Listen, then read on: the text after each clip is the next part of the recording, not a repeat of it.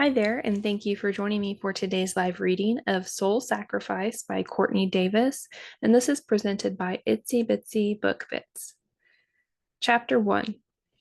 It was after the last great war, and the gods had descended from heaven, cursing the earth with souls.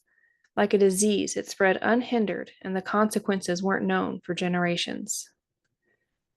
Lark Duport stood alongside his two men, with 50 or so members of this small town in North Montana as they watched the two soul brothers engage in a soul battle to the death.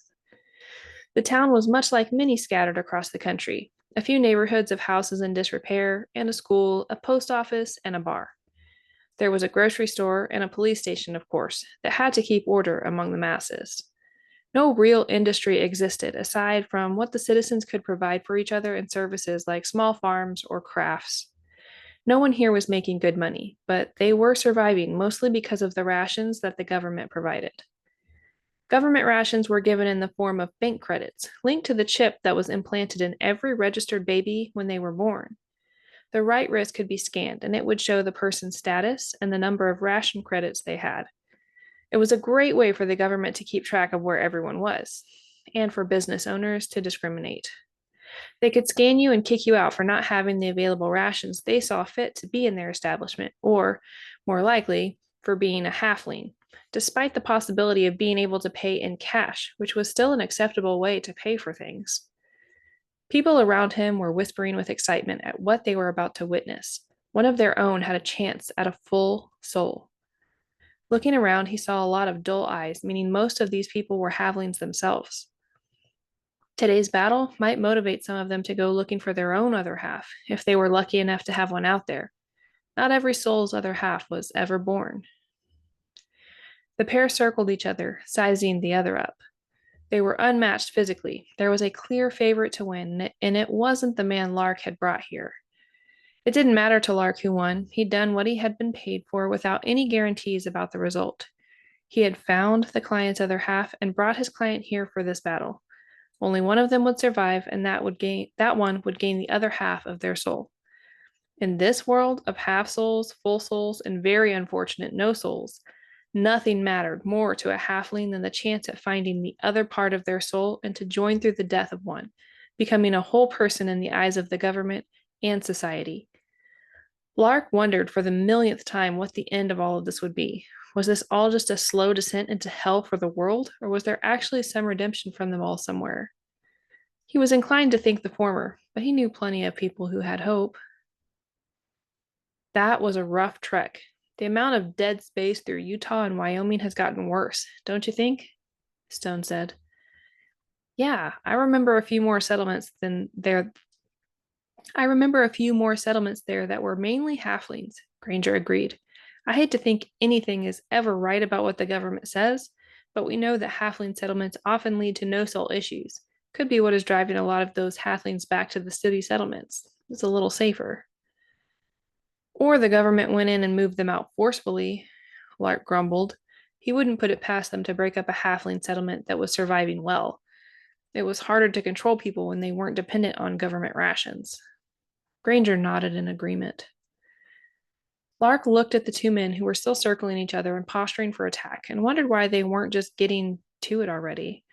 It didn't surprise Lark that the smaller man was hesitating, perhaps rethinking what a great idea this whole journey was. Lark had learned a lot about the man on their search. He was a halfling who had grown up with a single mom, common for halflings, and currently worked at a tire shop his full soul grandfather owned. He was lucky by halfling standards. Many were completely abandoned by their families, unwed mothers forced to raise children with no support or give them up to the orphanage. This guy didn't know how lucky he was to have a good paying and respectable job. He just wanted more, wanted a wife and family, and the only way to get those things was to get the other half of his soul. Now he was staring down a man twice his size and almost guaranteed to lose everything. Lark shook his head. Sometimes he almost wished he failed to find his client's soul siblings for them. I wasn't sure we'd find the soul brother this time, honestly, Lark said. It had felt like they'd already exhausted all their usual methods, and then they'd heard of this place tucked up so far north it was almost in Canada. It reportedly had a large population of unregistered halflings living off the land in a fairly self-contained town. We rarely fail, Stone said, clapping Lark on the back. That's why we can charge so much, he added with a laugh, and Granger grunted nearby. It was true. They'd learned how to track when they'd left the orphanage in LA as young men, barely adults. They had worked together to find their own soul siblings, and all of them had been victorious, claiming the other half of their souls. It had been the only goal they'd had growing up, the only thing three orphans could imagine wanting to do with their lives after living in such destitute conditions with so many other unwanted halfling children. One good thing that had come from growing up like that was they'd found each other and now considered each other brothers, something they never would have had otherwise. Lark was sure he'd never heard of a full soul woman having more than one halfling child. The regret after the first was enough to stop any further mistakes. Lark had connected with Stone first. He'd been so easy to make friends with, a happy kid with blonde hair. He was big and muscled now, but he had been just a tall, scrawny kid once upon a time. Lark had to step in more than once to save his ass, growing up, which is how they'd initially become friends. Stone decided hanging out with one of the physically stronger kids who didn't seem to be annoyed with his constant chatter was a safe bet. Lark hadn't minded the company. Then they'd met Granger. He had always been intimidating, the only orphan of obviously Native American heritage that they'd grown up with. He had dark eyes and long dark hair, which had given him a mysterious air that none of the other boys had wanted to mess with, especially combined with his quiet demeanor. Granger had been drawn to Lark and Stone because of their bond against the other assholes in the orphanage. By the time they were all 7 years old, they'd been inseparable. Now they were all big and muscled. Granger still had the long hair and had added tattoos that covered everywhere except for his face. He was good for intimidating silently, while Stone tended to try charm first and was a whiz with the computer, doing a lot of research for their jobs. In front of them, fists finally started to fly as the two soul brothers engaged in their fight. It was all Lark needed to see. This job was done. Let's go. Lark told his brothers and started to walk away. He couldn't help remembering his own soul battle, always did when they were at the end of a search like this. His own search had taken 7 months. They'd searched and traveled, following the small spark inside of himself that indicated he had a soul sibling, Granger and Stone by his side the entire time. When he'd taken the man's life, Lark had felt the partial soul surround them both, searching for where to go. If Lark hadn't been close enough to touch the man, the soul would have just drifted away to wherever souls that weren't claimed went. But he was there. He had his hands on the man's bleeding and limp body, and the soul had clung to him and soaked into him, and he'd felt it through every cell in his body, a burning that turned to a tingle and then a new strength. And when the memories came, a high-speed slideshow in his mind of what this man's life had been now stopped, cut short by Lark. Lark was pulling from the memory by a small boy, maybe 9 years of age, running up to them as they passed by a row of dilapidated shacks. Hey, sir, the boy said with a confidence that came from being too young to know better. Is it true what they say? Will Big Jim get a full ration after this? Lark's stomach twisted at the big, dull eyes staring out of the child's dirty face. His cheeks were hollow and his lips pale. Lark squatted down so he was eye level with the boy. Lark ran a hand through his own dark hair as he considered an answer, and the boy's eyes widened a bit when they spotted the deep scar that started at Lark's right ear and disappeared below his shirt, lying below his collarbone. If Big Jim wins, then yes, he can get a full ration from the government, Lark said. Wow, the boy said, licking his lips. I hope he keeps coming to visit my mom at night. Maybe he'll want to share his rations, the boy said, and ran off to join the crowd around the fighting pair. Lark stood with a grimace and pushed down the urge to give the child and whoever his mother was some cash. It wouldn't solve their problems, but neither would Big Jim having his full soul. The man was more likely to leave the small town and try to find his soulmate than to stay and share his newly gained ration status with the woman he was sleeping with and her halfling child. Everyone thought gaining a soul would fix everything for themselves and the people around them, but Lark knew better. It was just presented them with a new set of problems, a new set of expectations and rules. It presented them with a new goal they thought attainable, a soulmate and full soul children, the new American dream. What people didn't realize until it was too late was there was no way to win in this new world they were cursed into. There was only survival, and Lark was skilled at that. It helped that he had access to records and files that no one outside the government was supposed to have because the government needed people like him to do their dirty work. Ever since discovering that the only way to heal the destitute halflings was to unite soul siblings in a soul battle, it had become the government's main goal. They wanted to strengthen the country and stay on top as a world power, which was hard to do when most of your population was weak and dying. Death was such a touchy subject for the upper class, the born full souls in charge, so it opened an opportunity for men like Lark, Stone, and Granger. And they made a great living doing it without the need for government rations. Raise the prices when we get back, Lark said as they reached their vehicle. They'd been so busy lately, it was a sign that they could charge more, do a little less, and still profit. As always, we can send those who can't pay the new price over to Stan and Terry. Lark and his men weren't the only ones in the business, but they were the best. I wouldn't mind a couple weeks off, Lark admitted as he slid into the driver's seat. This search had taken 3 months, and they'd been to some of the deepest, darkest pods of humanity that the country held.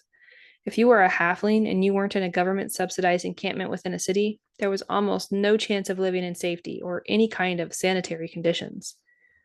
Lark didn't understand why the halflings would choose life in run-down towns over the alternative. But he did know that the government-established districts within cities were barely better. And even worse was being a kid growing up in a halfling orphanage, like they had been.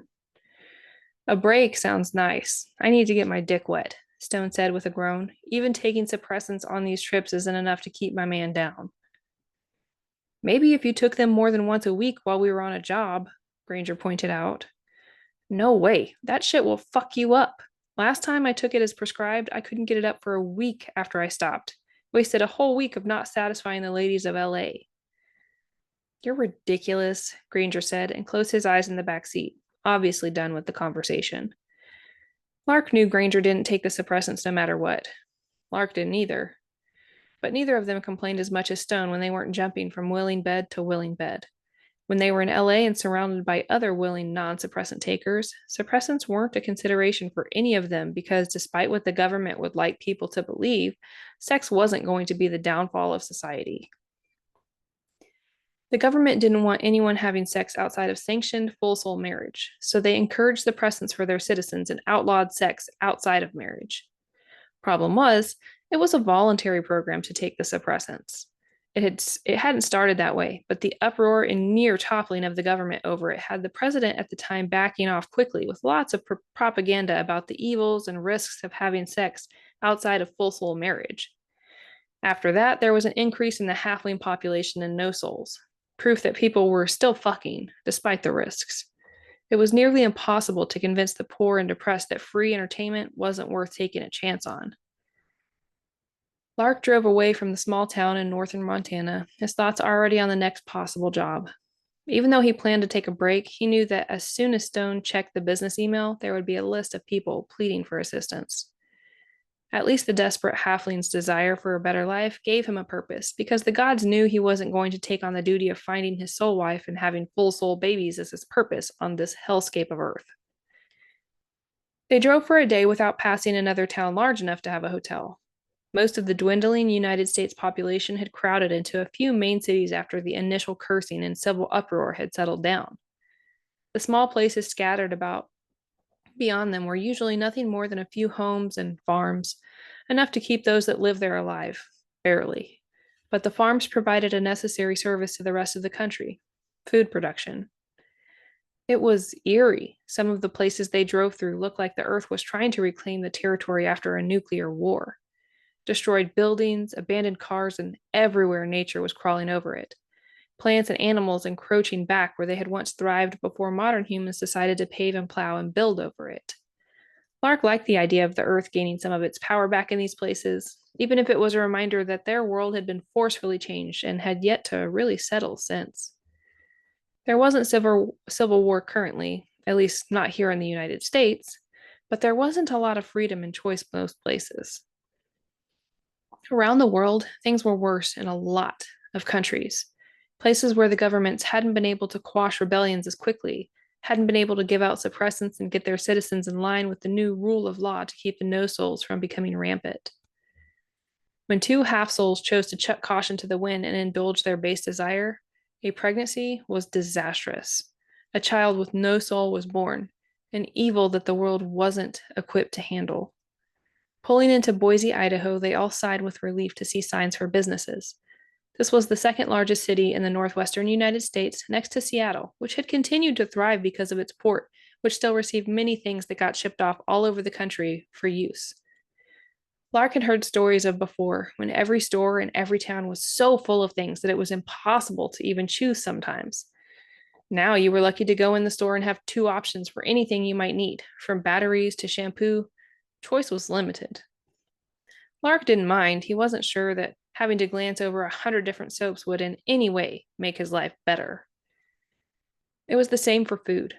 Mostly, you could get a good selection of things grown locally, but anything that wasn't manufactured in your town or nearby was limited in supply and limited in choice. It was one reason most people congregated in large cities. The ability to grow, manufacture, and support the population was better. Partially because the government helped fund a lot more infrastructure for large cities, keeping the trains and trucks moving things from one to another with all the comforts its citizens demanded. Lark couldn't help feeling it was just another way to control the population, making it seem so good and comfortable to be where the government had a good watch over them and hard to survive outside of it. But people made it work somehow. He'd been to plenty of small towns that survived with very little. Looks like we can take a shower and sleep in a bed tonight, Stone said happily. Good. I am tired of smelling you two, Granger grumbled. Boise, being the largest city left in Idaho, had a sectioned off halfling district, not allowing them to mix freely with the full souls who lived in the medium sized city. It was surrounded by farmlands and also had a large industrial portion, making it a popular location. Halflings could often get jobs at those farms and factories doing the work full souls wouldn't do, hard work picking and planting.